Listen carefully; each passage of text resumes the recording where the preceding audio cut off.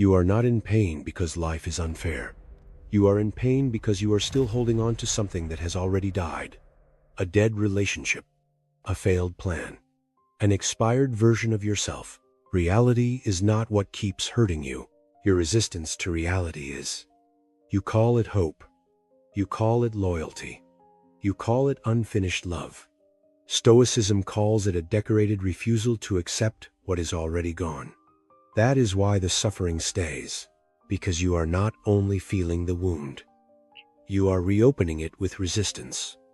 You are fighting a war that already ended. And the more final reality becomes, the harder the ego tries to rewrite it. But life does not return what time has buried. The chapter closed, the body of it is cold. And still you drag it into the next season as if devotion could resurrect what truth already ended. Stop calling resistance love. Stop calling attachment meaning. Stop fighting a war that ended months ago. Look at the tax you keep paying. You replay the conversation as if thought could sculpt the past into a kinder shape. You analyze. You justify. You reinterpret.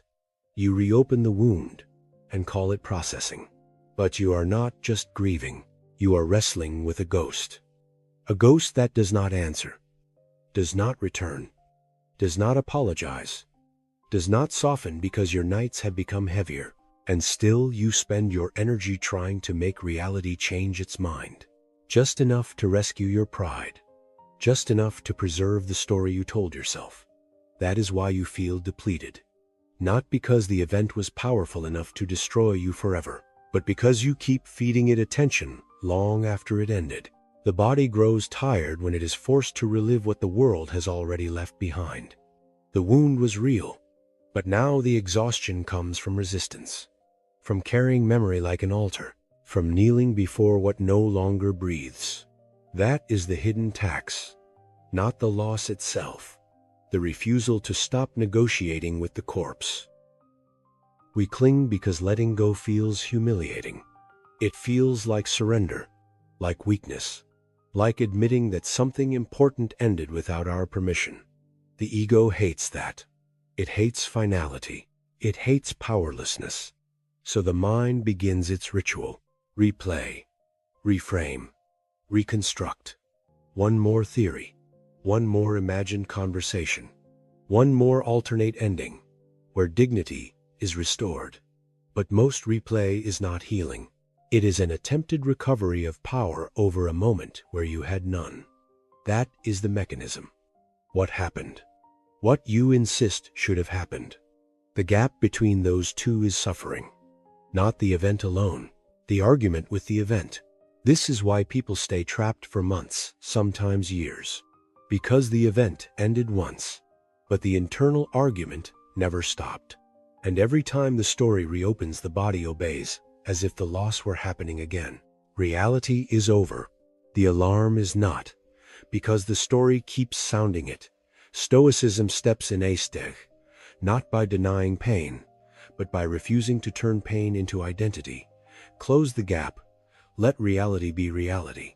Kill the story before it hardens into the architecture of who you are. Marcus Aurelius governed a world that refused to stay stable. Plague, war, decay, betrayal. He did not live inside order. He lived inside collapse. And still he refused to collapse with it. That is what gave him weight. Not comfort, not control over events, but mastery over his participation in them. Marcus understood a hard truth: you do not rule life by making it obey your emotions. You rule yourself while life remains chaotic. That is Stoic authority. The ability to lose something without becoming lost. To grieve without kneeling. To feel pain without letting pain sit on the throne. A weaker mind keeps wrestling with what already happened. A stronger mind recognizes the cost of that struggle and stops. Not because it stopped caring, because it understood that devotion to a dead thing is still death. Letting go is not weakness. It is the refusal to waste your soul on a lost cause. It is the discipline of preserving inner order when life offers you none. That is the man who stops wrestling, Not numb, not cold, simply unwilling to let ruin become his religion. Suffering is often attachment wearing the mask of meaning. You do not only lose a person, a plan, or a chapter. You lose the identity built around it, the role you played, the future you imagined, the self that only existed if that story continued. That is why the ego resists endings. It hears finality as erasure. It whispers, "If this is over, who am I now?" This is where suffering deepens, not in the event, in the interpretation, because the ego takes an ending and turns it into a verdict. But Stoicism cuts through that illusion. You are not the chapter, you are the one living through it. You are not the role, you are the one who inhabited it. You are not the failed plan, you are the one still standing after its collapse. That distinction matters, because the event hurts once. The narrative hurts every night. The event is the wound. The story is the hand that keeps reopening it. And the ego loves stories where it remains central, even painful ones, because a painful identity still feels safer than no identity at all. So people stay loyal to narratives that diminish them.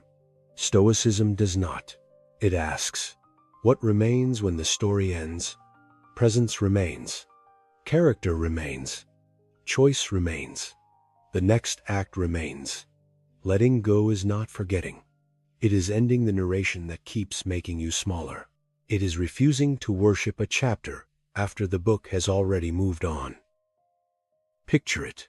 Amber sunset. A violent river cutting through dark stone. On the shore stands a man holding a rope with both hands. At the other end, a heavy chest is being dragged by the current. He pulls harder. The river does not care. He braces his feet. The river keeps moving. The rope cuts deeper into his palms. His hands bleed. His shoulders shake. His whole body trembles from refusing what is already happening. And still the chest keeps going. That is resistance. You think you are fighting for something valuable. You think effort makes the struggle noble. But the river is no longer yours to negotiate with. The current has decided, and all that remains under your control is whether you keep sacrificing your body to a battle you cannot win. Letting go is not giving up on the river.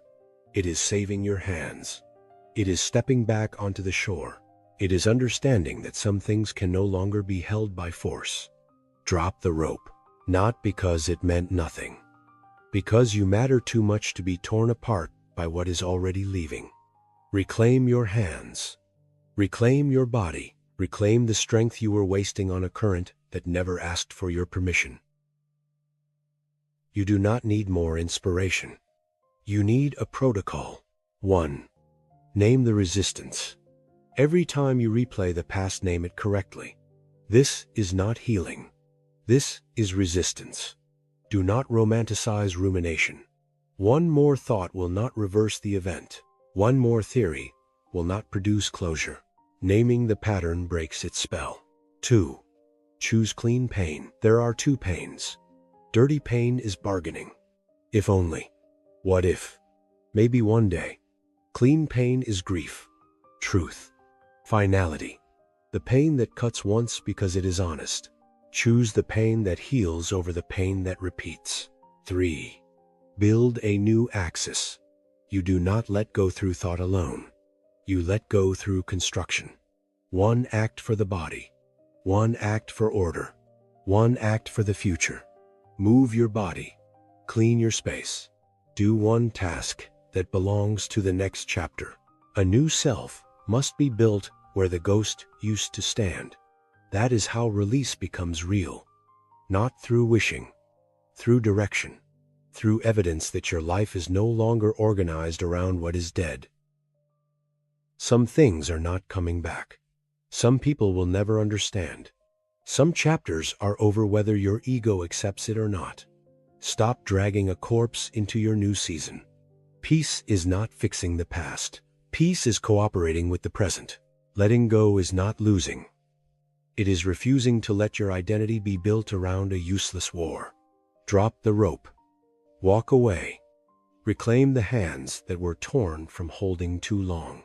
Reclaim the mind that was exhausted from arguing with truth. Reclaim the life waiting on the other side of acceptance. Because the moment you stop wrestling with what already ended, something unexpected happens. Your strength returns. Your clarity returns. Your future begins to look like land again. And if these words found the silence in you, we will meet again on the next road.